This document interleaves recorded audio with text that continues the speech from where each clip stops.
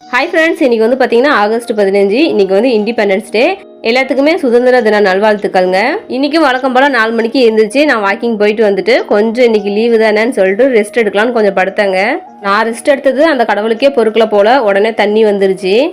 இப்போ தொடர்ந்து மழை வந்துட்டே இருக்கிறதுனால தண்ணி கொஞ்சம் கலங்களாக வந்துடுது. ஒரு 2 நாள் கழிச்சு பார்த்தோம்னா குடம்லாம் பார்த்தீங்கன்னா அந்த மண் படிஞ்சு போயிடுது. அதனால் அப்பப்போ விலைக்கு பிடிச்சாதான் தண்ணி கொஞ்சம் ஃப்ரெஷ்ஷாக இருக்குன்னு சொல்லிட்டு உடனே அந்த கடத்தெல்லாம் கழுவி கொடுத்துட்டேன்.